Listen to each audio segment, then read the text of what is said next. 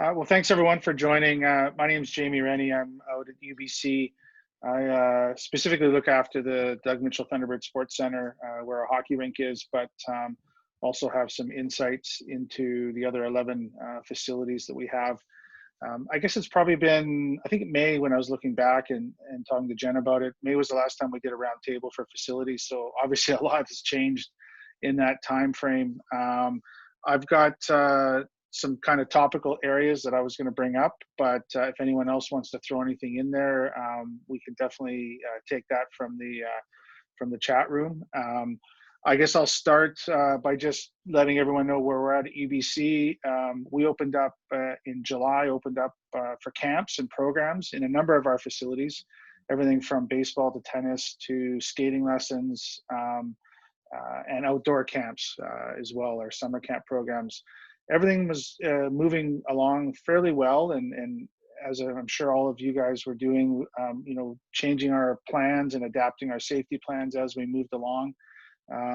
We got into September in the arenas in particular, where we allowed minor hockey to start coming in. The varsity team was practicing. There was still that unknown as to what was happening with hockey for the men and women at that time.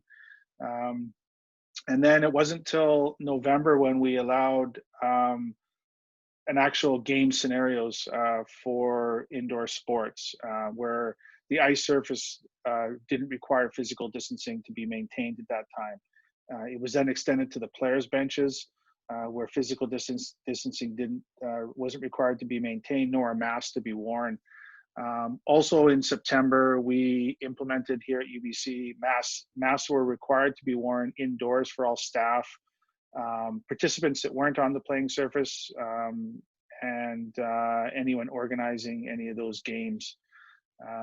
So as a result, in beginning October, we had a lot of our adult users come back that wanted to scrimmage once a week.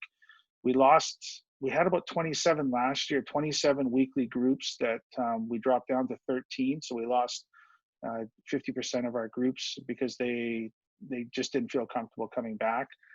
And then we've had a little bit of a setback here in the Lower Mainland as of last Saturday the 7th, where all indoor activity that couldn't maintain physical distancing was to be stopped, as well as indoor spinning classes and group fitness type classes.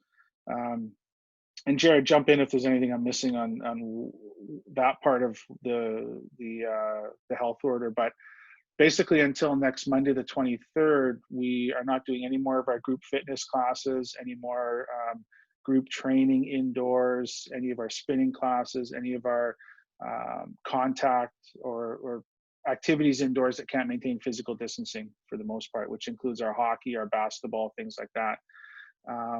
Word in the news this morning was that it's probably going to be extended, and we'll still have to maintain that past the 2-week period on Monday the 23rd. But other than that, we're doing a lot of training in all 12 of our facilities, indoor and outdoor, maintaining physical distancing. Our women's hockey team actually purchased the masks to wear within their CCM hockey mask, and they're using those during practices. The coaches are wearing the masks. We're actually looking at miking up the coaches to use our PA system in the arena so they can be heard a lot clearer by the athletes in a practice. So yeah, in a nutshell, that's kind of where we've evolved from back in May when we would have last spoke. It's definitely not back to normal by any means, but we've had a setback here in the Lower Mainland, which we're trying to get over and then hopefully move forward in a safe manner for everyone involved. So I'll kind of open the floor up to anyone that wants to jump in as to where things have gone in their facilities and their institutions since May. I'll let Jason talk about our facilities at Trinity, but one thing with the health order here, which is kind of interesting, is there is this process, which I'm trying to get some clarity on, but for fitness classes, it sounds like there's going to be a process by which you can actually you have to submit some sort of request, and you may be able to, depending on your situation, you may not be able to actually do fitness indoors.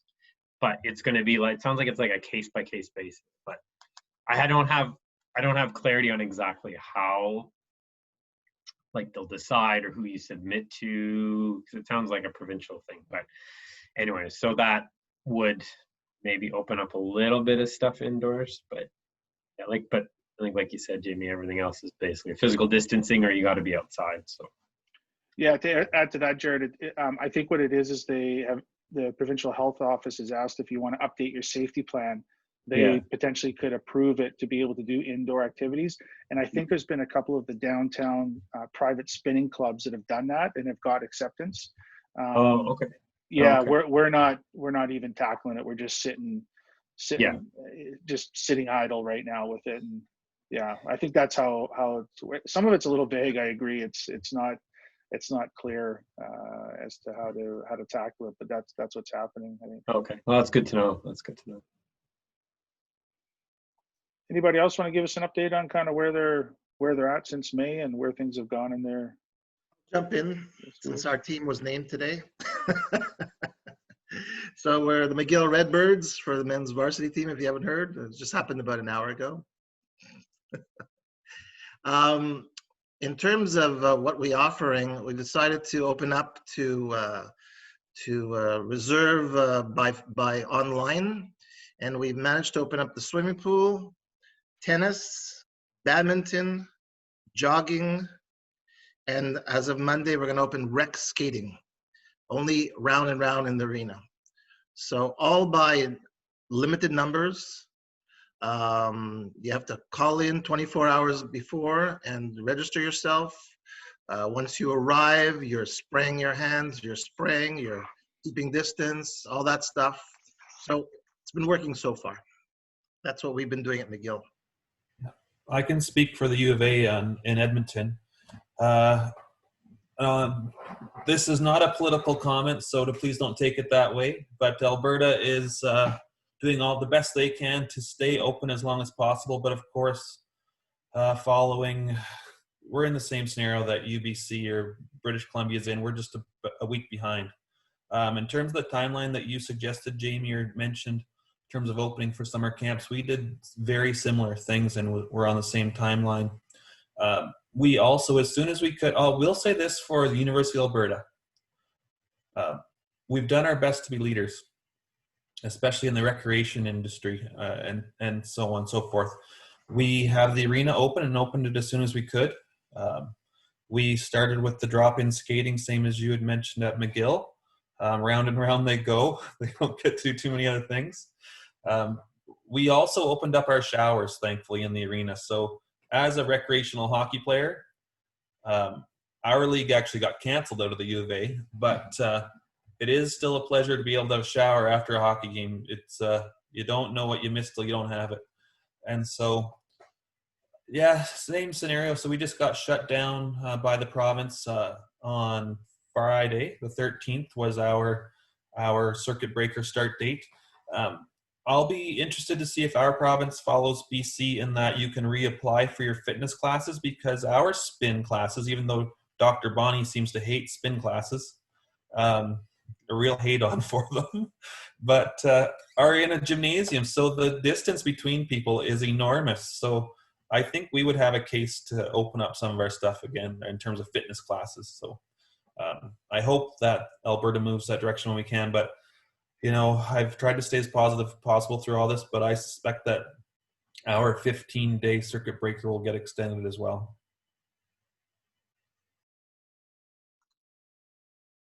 Any other schools want to chime in as to where they're at right now? We'll add that here at Trinity Western, we've actually opened up to rental groups as of a couple weeks ago. We took a little bit of a hiccup last week when BC got put on those new orders for 2 weeks, but it seems like most of our groups actually were able to reapply and get permission to come back in. So we've actually been doing rental groups as well. Besides we're on the same boat as what everyone else is too. We're about the same with what's allowed, what's not allowed. But we did add the one difference is the rental groups are in our building. Yeah. Hi, this is Trevor Denham from the University of Windsor. Try to give you a little bit of a different approach here in Ontario, I guess. We completely shut down everything in March. We had no summer camps, no summer programming, nothing, completely closed. We went through a process in August and in September, but we actually went through our health and safety here on campus and put together a proposal of how we would reopen our facility.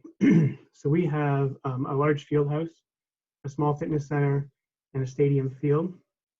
And so we had to look at each one of those properties and put together a whole zone and flow plan and go through the health and safety steps of proving that we can indeed provide the amount of space required. We have not opened any locker room space. We just have 2 bathrooms open that people can stop at if they need to.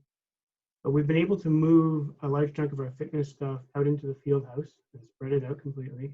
So we have 20 people allowed in our fitness center, 30 people allowed in our field house for fitness. They can run the track in there as well. And the stadium is allowed for team training only. So we're only allowing students and staff on the campus right now.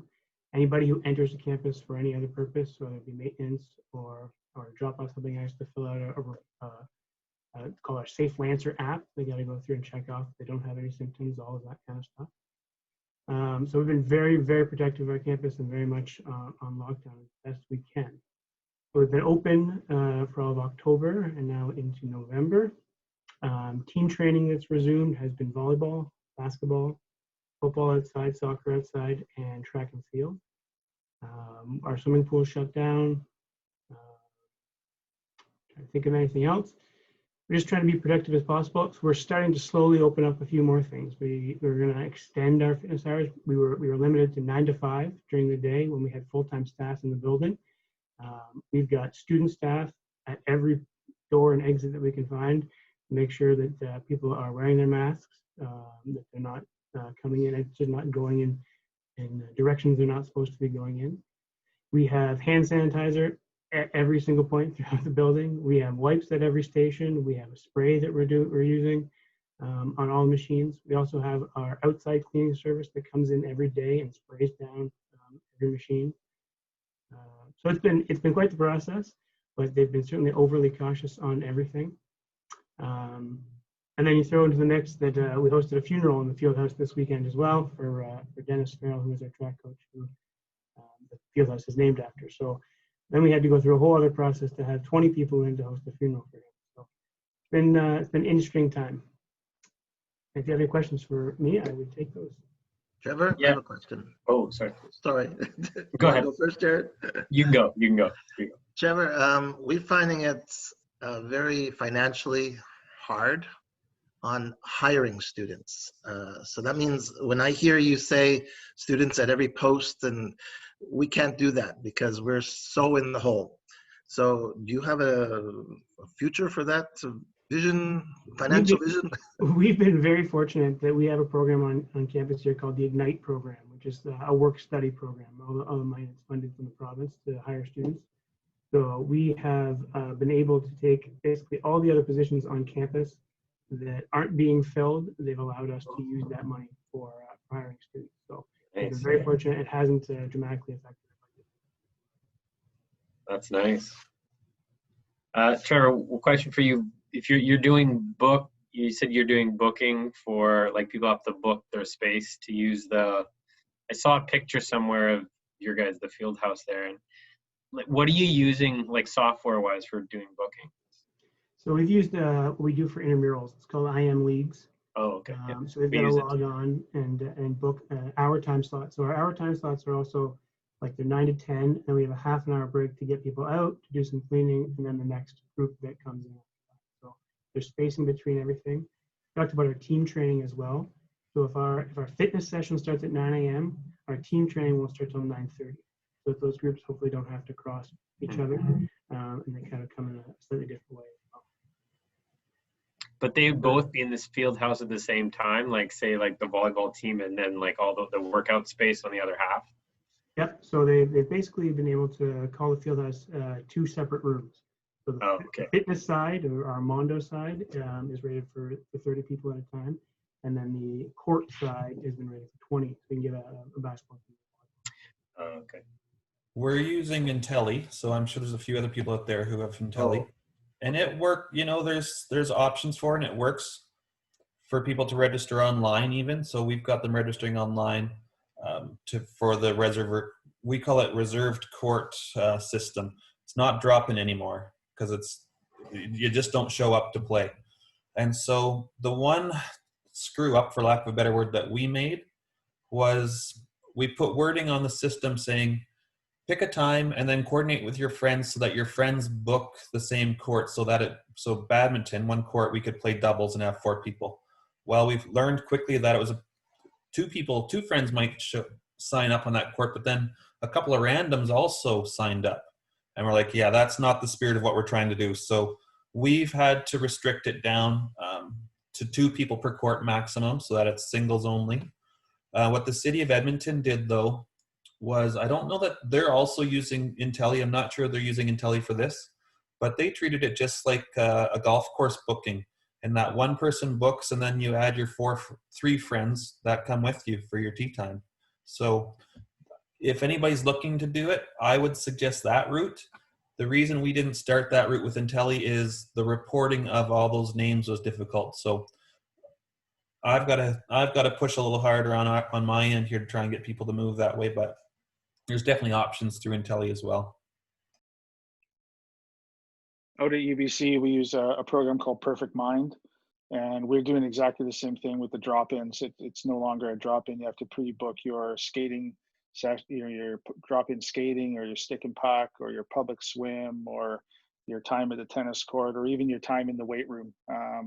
It's all pre-drop-in, and that way we know exactly who's been there for contact tracing, and we can ask them all the health and safety questions, get all those forms signed off prior to them coming in. And it's had its little glitches. We just, as COVID kind of hit, we were just launching Perfect Mind, so it's been a little bit of a double-edged sword with launching that new software and then trying to deal with all the changes in how we're going to be doing things. But so far it seems to be working fairly well.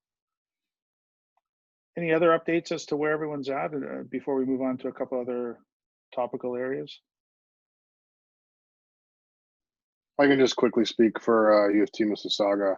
We're still currently closed. Our facility hasn't reopened since probably mid-March. I'm currently on a temporary layoff at the facility, so there's not a lot going on. Most of it went to virtual training and program classes. In the in the fall, we started up some small outdoor league, outdoor fitness components, but very, very minimal. So it's not quite consistent in terms of how we're open across our 3 campuses at U of T. I know that the downtown campus does have some, I think their pool just opened recently, and they're doing some other some other ways of people to access, but we are still closed at U of T Mississauga.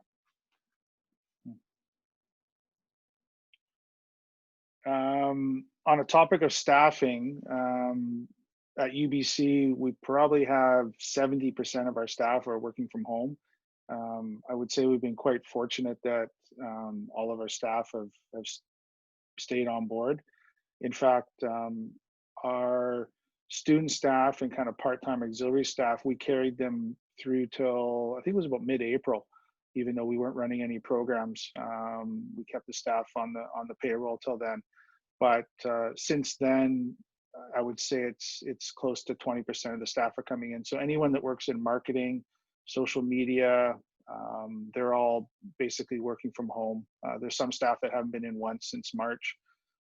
There's some staff that have popped in now and again, and it's more the facility staff that are in the facility most of the time. So it's definitely been quiet around the offices. We've also identified in each of the offices the maximum staff that can go into that office or into that kitchen area or that boardroom to try to, again, maintain the physical distancing. And we're all wearing masks. The only time we can take a mask off is when we're in our own personal office. When we step out into the hallway to go down to the photocopier or something like that, we have to put our mask back on. And again, as we move around the facility, I'm kind of curious how everyone else is dealing with staffing and their coming to their venues. That sounds pretty much about how our staffing is going, where it's pretty much just the facilities people that are here consistently day to day, and then most other staff are required to work from home. So, and same thing, you leave your office, you pretty much have to be wearing a mask no matter what space you're in. So pretty much the exact same. Again, at McGill, we have card keys for the facilities, for all the facilities. We canceled all of them, and we only asked the managers to give us key people that are allowed in. So at McGill, the labs are allowed in. Anybody that works in the labs and working on viruses and things like that are allowed in. But as soon as you want to just come in to do work at your desk, the university is shut down for that. So we're very strict on that at McGill.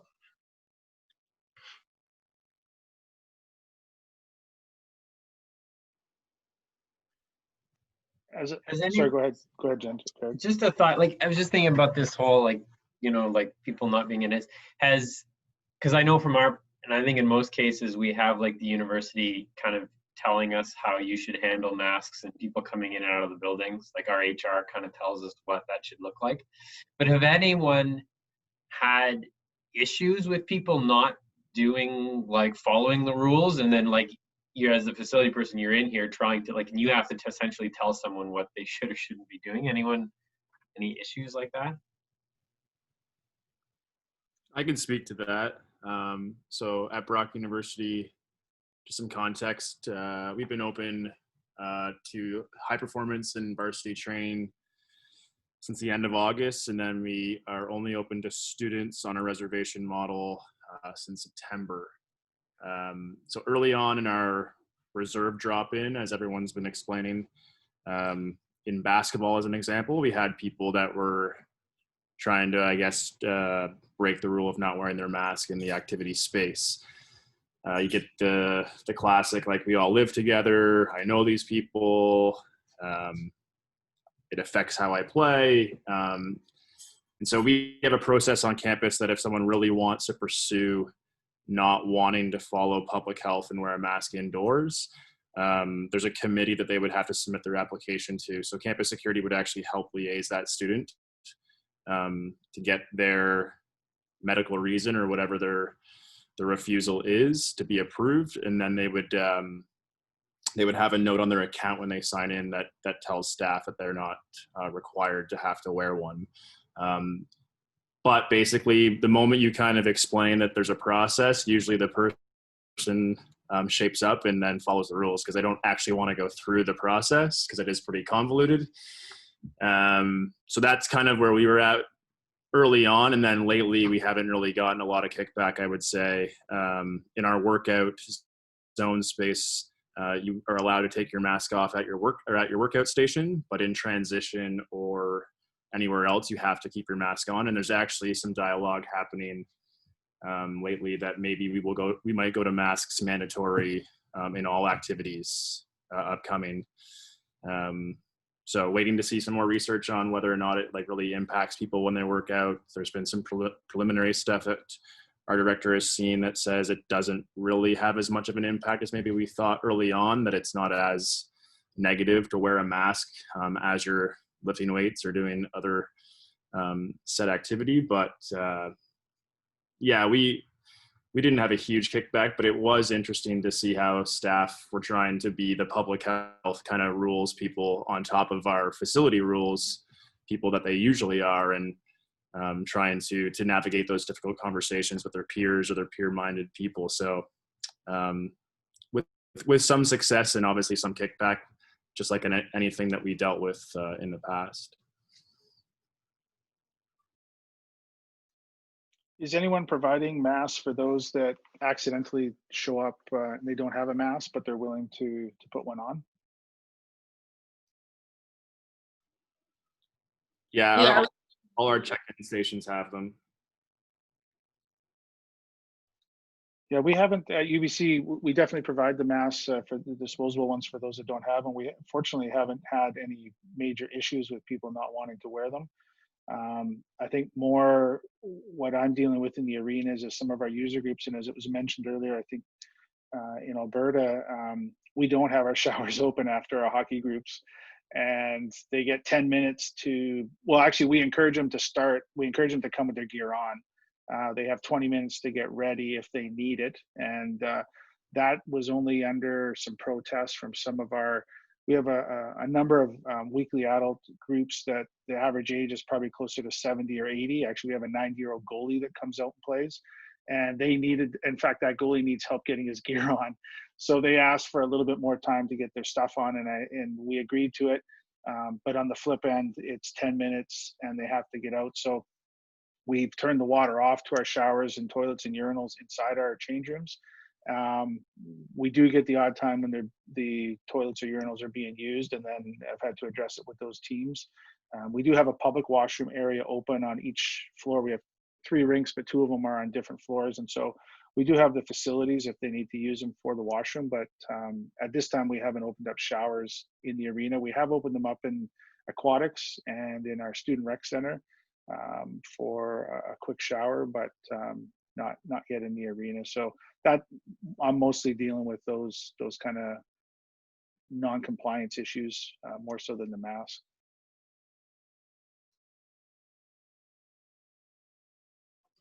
On the issue of masks as well, we do have the disposable for anybody who walks in without one. But we also provide all of our staff. They've all gotten a little kit like this. You can see it has a little bit of hand sanitizer and 3 University of Windsor masks. So that's all of our full-time staff, and any of our part-time staff are provided that as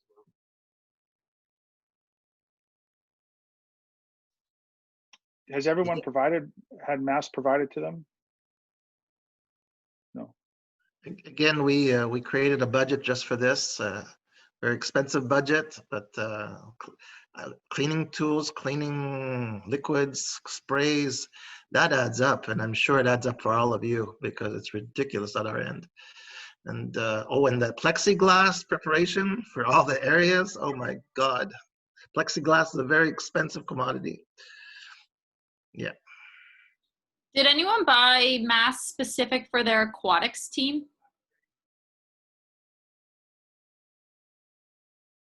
The reason we didn't is because they're high on a chair and there's really no communication with them and the thing and the clients.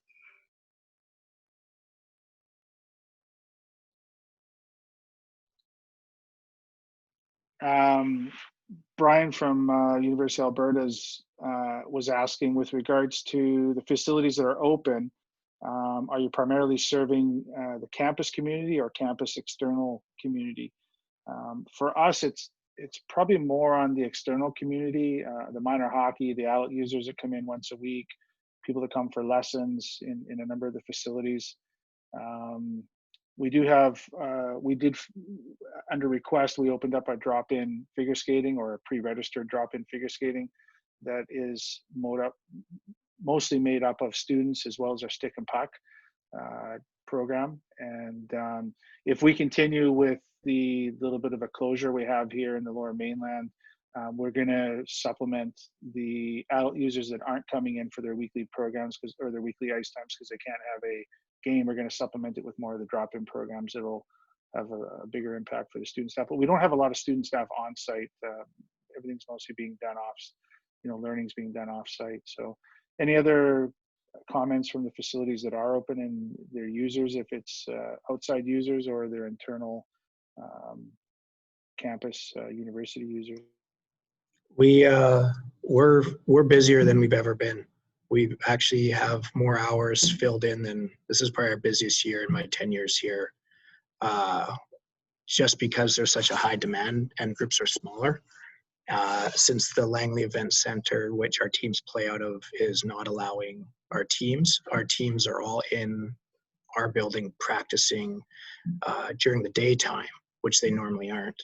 And then we're running still our recreation programs in the evening, just at a very smaller number, but it's still full. And then every evening and every weekend from start to finish is rental groups from the outdoor community. And if we had 10 more gyms, they'd be full as well.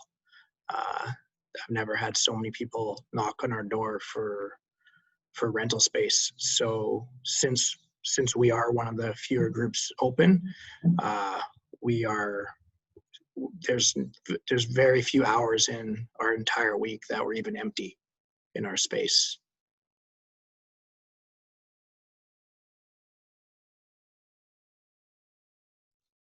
Any other comments on users in your facility for those facilities that are open? I'd love to go where Trevor's going next, if that's okay. That's kind of why I'm sitting here.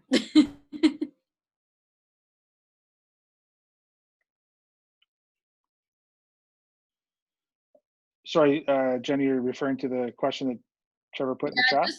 Yeah. We're going to be opening our locker rooms for swimmers at this point. So the plan is to have totes that will be at each pod in our workout areas, but our concerns are the boots. And with all the snow, I don't know who else had snow on the ground this morning, but we did.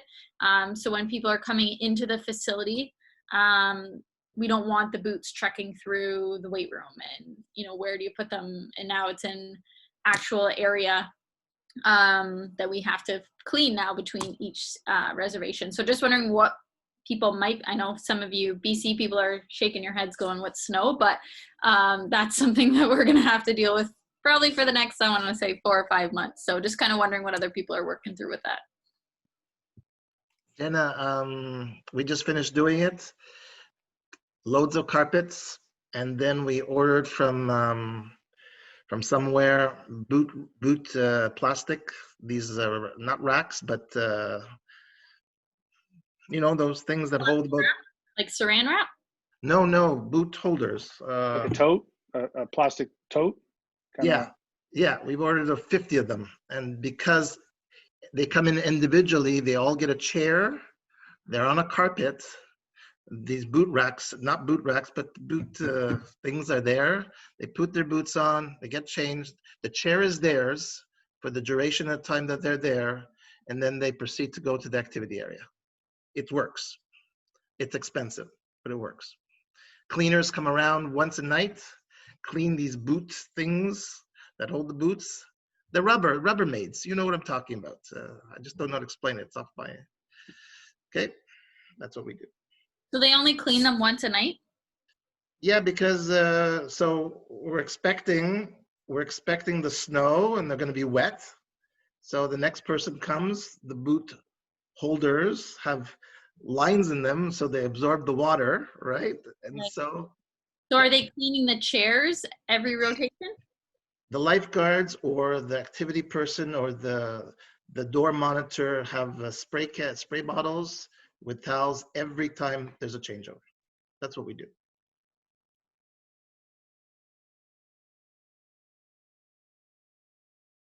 Any other comments from those aquatic facilities or fitness facilities that might have an issue with boots trekking in snow? Or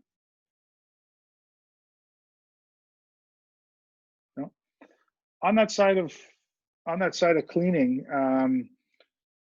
at UBC, we've invested in a company called Zero Blast. They have a product that it's a spray product that we sprayed all 12 of our facilities, every touch point, every piece of fitness equipment, every baseball, basketball, volleyball, tennis ball, everything with this product. And it lasts for 90 days, and it basically kills germs and bacteria as they come in contact with it. Obviously more to it than that. But we were thinking originally this was kind of a little bit of a magic bean, and does it really work? So we actually had them, and we sent a staff around with them, test various areas that they had sprayed at 30, 60, and 90 days, and found that the numbers on it were low enough that they were food and beverage accepted numbers for what was there. And we just actually did our second spray of it. Now, by doing this, we haven't had to go and clean after every user group. We just do our nightly cleaning that we had prior to COVID. The only additional thing is we do have some of our student staff that are on that will just take a little bit of a disinfectant and a microfiber cloth and wipe some of those key touch points just to kind of keep busy and move around. But that's one thing that is a little bit different than a number of facilities are doing is that we don't have people going around after every group and re-cleaning things. Now, we still need to make sure those surfaces stay clean, so we can't leave it for 90 days and not clean it. We have to actually clean it because that's how it maintains its effectiveness is through regular cleaning and making sure the surfaces, anything that was on the surfaces is taken off. But it's been, we think, very successful here, and they've actually been moving out to a number of different facilities and venues around the Lower Mainland. Their experience is about 10 years in Texas with some of the big universities down there, and so we've started using it. If anyone's interested, I can fire that over to them if you're interested in hearing more about it from them. But what about cleaning for everyone else? What is everyone doing cleaning right after a group or a person leaves a particular space? Yeah, we've Laura probably got you going on that zero blast. She's been trying to get us to use it too from Life Fitness, but right now we're using just kind of the daily cleaning. But we've actually faced a new problem, which is rust, because we've never had so much cleaning going on. And the original recommendation from our chemical guys were saying leave it on and you could, after 5 minutes, it kills everything. Well, the problem with that is anything that's not a new piece of equipment is going to get rusty. And so after about a month, we've had to pretty much shut everything down, stop that protocol, and come up with a new plan, because it just made a huge disaster of our fitness center, all of our older equipment, anything with this exposed metal or anything like that. So we're looking at that zero blast as well. We're looking at a few other options. We've changed quite a bit where it's no longer leave any of the chemicals on, because we just can't afford to wreck any more equipment. So yeah, it is a new problem, and you realize how little people actually clean their fitness equipment before this, because now that it's getting cleaned after every single user and before every user, how bad it actually got with the rust. So yeah, it's been a huge problem for us.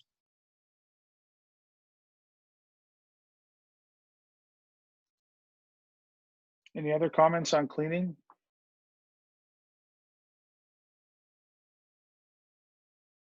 Jason, I wonder if that's because the product you're using has a high pH. Does that have an impact on it? Yeah, we've had some people look into it. We even had the company come out, but as soon as we stopped with their original recommendations, funny how quick they changed their recommendation once you say you might not use it anymore, so that we can wipe it off right after instead of leaving it on for the 5 minutes. And that seems to have kind of stunted this problem. We're still left with the problem now. We have all this mess to clean up, a lot of equipment to repair, but it seems to have stopped that issue. The only other issue we have with cleaning is training student staff not to destroy the electric panels in any of our cardio equipment by spraying it too heavily. We had, right off the bat, we had an issue, and so we've had to also correct that as well, because students just think that they want to rush through as fast as they can, so they just douse everything and then they just walk away. But that causes havoc on any sort of electronics. Did anyone purchase any of the fogging machines, the electrostatic foggers, to do quick disinfecting of a space? At Brock, we're using the electrostatic Clorox machine, and Custodial put us on this. They have now, I think, 5 machines for the campus. We have 2 between athletics and rec. One stays down at the rink, while the other one stays within our hands in the building. We Clorox basically all the weight equipment twice a day, and in between that, we just use the little Custodial cleaner on everything that gets touched in between use. So Clorox is pretty expensive. We're looking to do another order because supposedly it's going up in price in the new year. But yeah, it's like $200 for 4 jugs, and Custodial tells us we use too much of it. I guess as long as it's safe, right? Yeah. Anybody else using the fogging machines, the backpack electrostatic sprayers? Our security office does. Once we establish there's a COVID case, we close the place down. They come in the hazmat suits. and they use these steam machines that you talk about. That's happened about 4 times in the past 3 months. Have any of you had cases at all, COVID cases, and you've had to close the facilities down, or sections of? No? Wow. Quebec people. No, just kidding. We use the backpack sprayers. I don't know what the name is. It's green and black. Looks like Ghostbusters. So they'll go through after every workout and spray down the equipment that was used. So we essentially give people like little, I want to say when you go to basketball practice, you have those little markers that you have to dribble around or whatever. We put those at the pod that have been used, and then we know to spray down those specific ones. So that's just what we've been doing. I wrote a note there, though. I just popped over to our facility manager next door and asked him if he's heard about the Zero Blast, and I guess Western tried it. And when they looped back, they found that the results didn't meet up to the expectation. So he's actually excited to hear that you guys have had the good outcome and maybe to push back on it. But yeah, no, so far we're just using sprayers at the end. And it's kind of been quick and painless for us. No cases here, so knock on wood.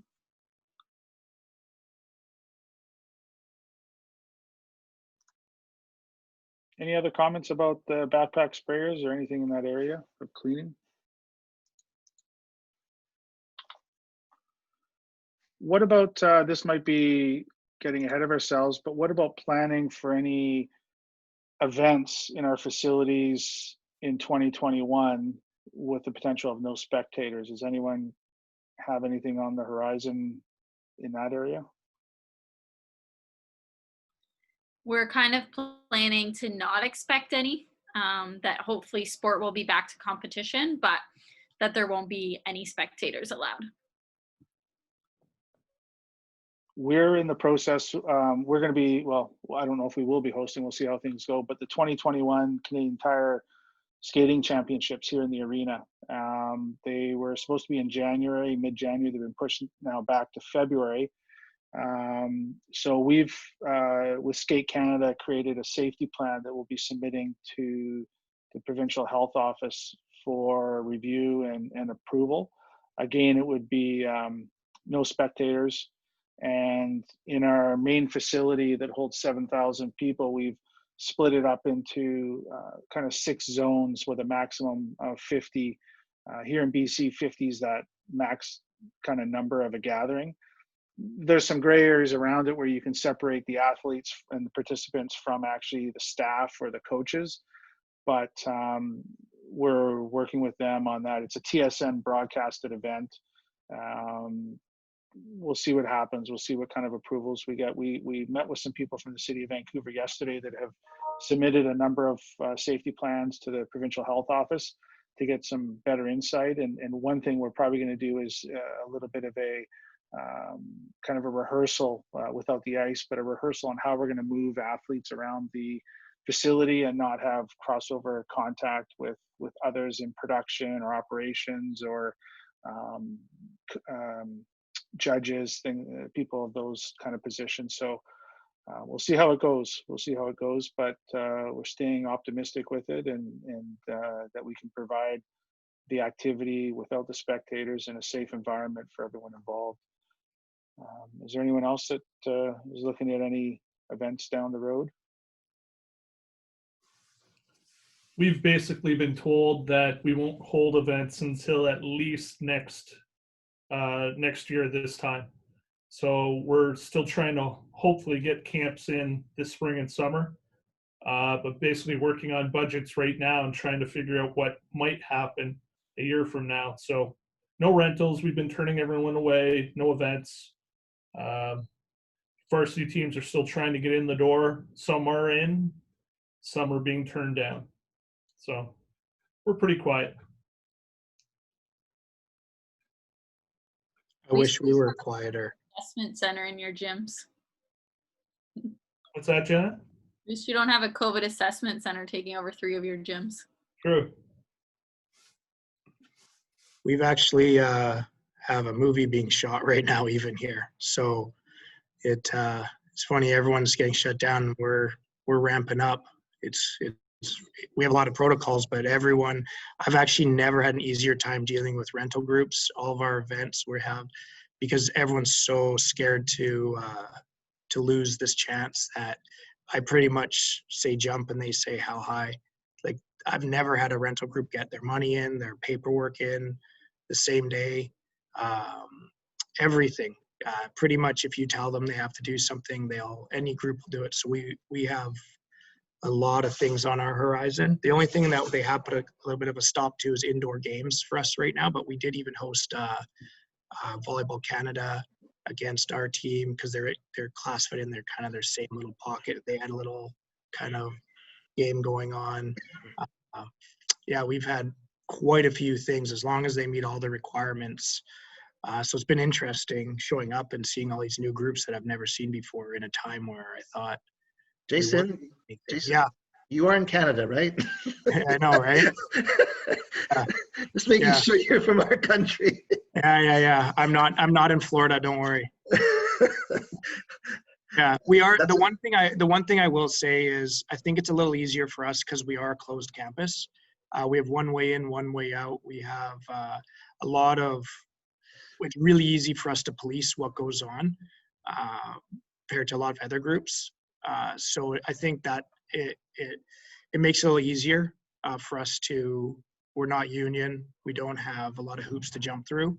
So we go through the Fraser Health Nursing. We have a couple contracted Fraser Health nurses that have to approve everything. And so as long as they approve it, we can run it. And I must ask, your government has their rules and you're following their rules, right? We follow what Fraser Health puts out for us. We do not. Fraser Health is our local governing kind of health authority. We follow it to a T.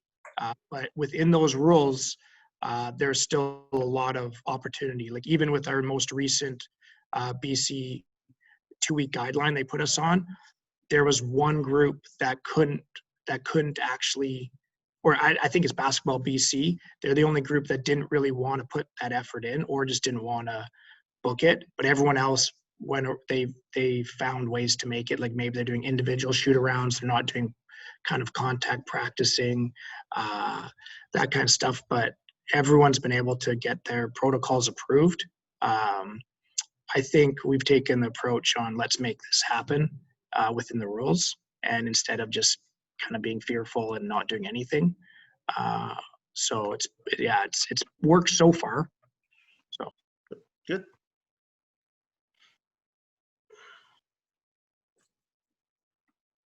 Any other comments around events?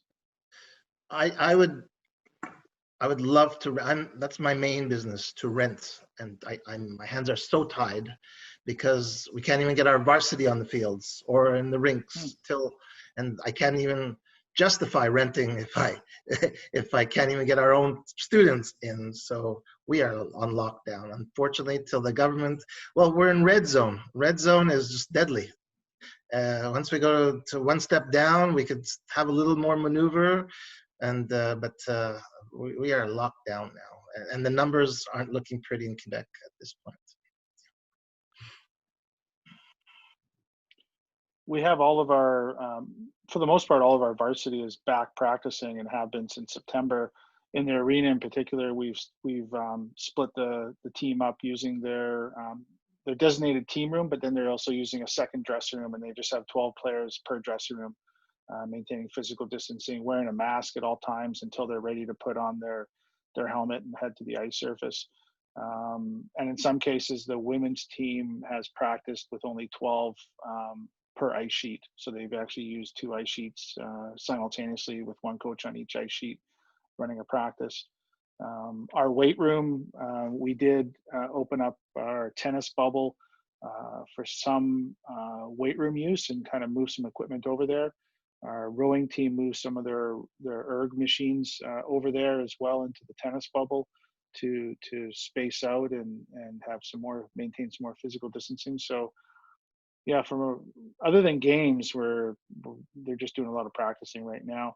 Prior to 10 days ago, when the new health order came into effect, our hockey teams had plans to play against Trinity and SFU and a couple of the women's academies just on exhibition games. And they had safety plans that we reviewed, and they met all the requirements of our local health authority here in Vancouver Coastal, as well as the provincial.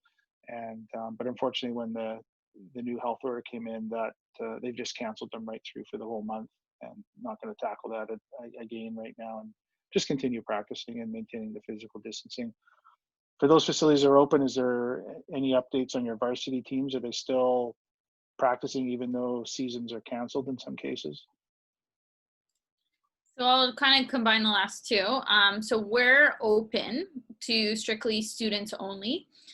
So we don't have any rentals that are taking place. We reopened November 2nd, and our varsity teams started practices November 9th. They had not had anything.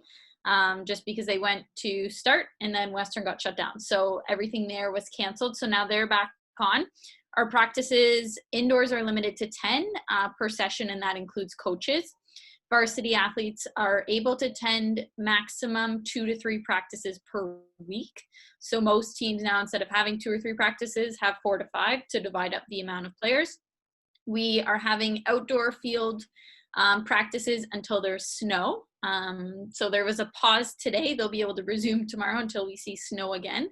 And our rink is strictly only being used by varsity at this point, so men's and women's hockey. And we have an hour each day for public jogging, which is for students, and public skating for students. Right now, we have no clubs or intramurals running. We don't know if we'll even get to run anything in January, the way Western's kind of blocking that right now. I'm still waiting for pool approval for December 1st, but as of this point, they're allowing informal recreation, but not clubs and intramurals. So we're kind of confused to why that is the way it is, but we're working through it. So yeah, varsity's up and running for now, but we'll see if we kind of get back into orange or red, then what happens.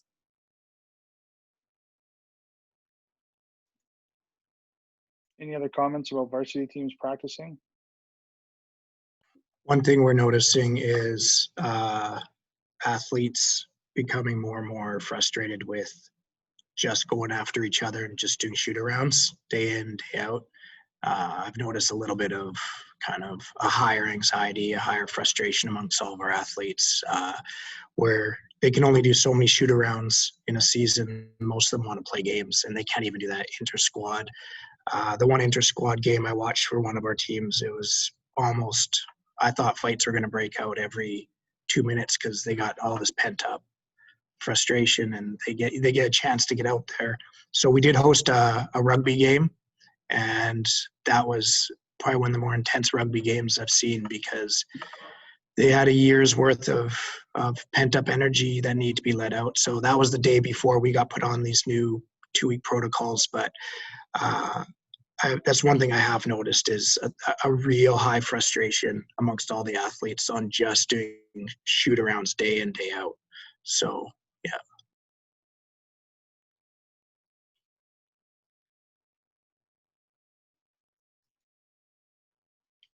If there's nothing more on the athletes, one other quick point: are any of your institutions considering how to deal with student athletes coming back after the holidays and being home, potentially out of province to visit, and then coming back into campus? One thing we're batting around is having them kind of isolate for 5 days prior to taking part in any other athlete, any of the sports programs. Is anyone else looking at that? We've had, after reading week, our teams were told, or before reading week, they were told the athletes could not participate if they did go home for reading week. They were held to the 14 days. If they went home, most of the teams, they did have athletes that went away. Some did not. But now they're worried about, over the holidays, Christmas holidays, coming back. And if they quit mid-December, they won't be back for more than a month.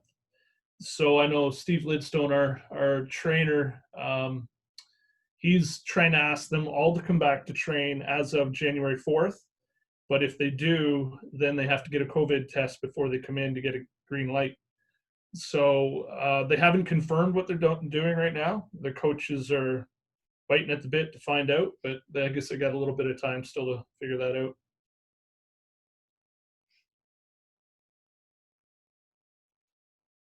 Anyone else looking at that or dealing with that as the athletes prepare to go away for the holidays? I know there's talk of it. It's kind of in another area than where I work, so I just hear the gist of it. But I think there's also talk at the university overall in terms of what that return to campus is going to look like. So there's talk of January 4th returning, but there's also talk of pushing that back. But if we push it back, they're just going to stay home for another week anyway. So I don't know if that really resolves kind of what we're trying to work through. But I think our forecourt sports are going to be allowed potentially to have access to facilities between Christmas and New Year's or around that time, which would keep some of the athletes back on campus. But again, I don't know if there's any right solution or healthy solution, let's say, in keeping everybody safe at this point if they're leaving town, especially if they're going to Quebec by the sounds of it.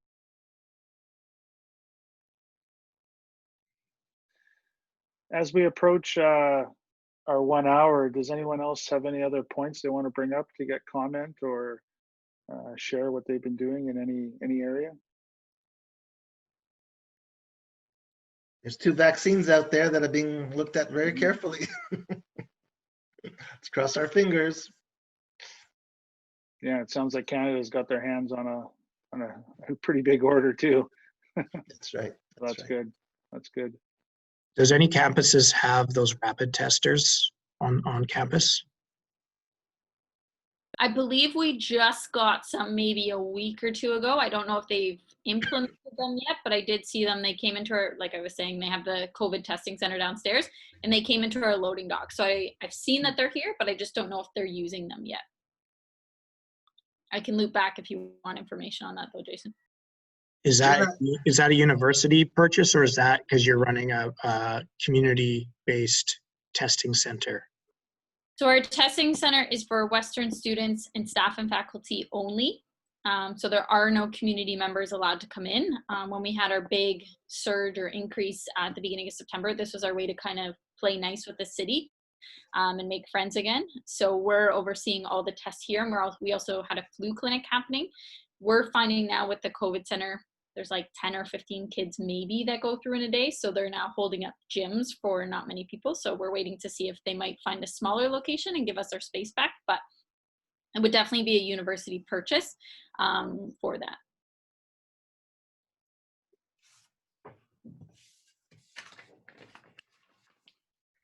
Great. Well, thanks everyone for taking part. I think there's been some great information shared. It will be recorded and posted on the website for anyone to review at a later date, or any staff or anyone else that missed it. Yeah, we'll leave it at that. Thanks again, and look forward to having another one in a month or 2.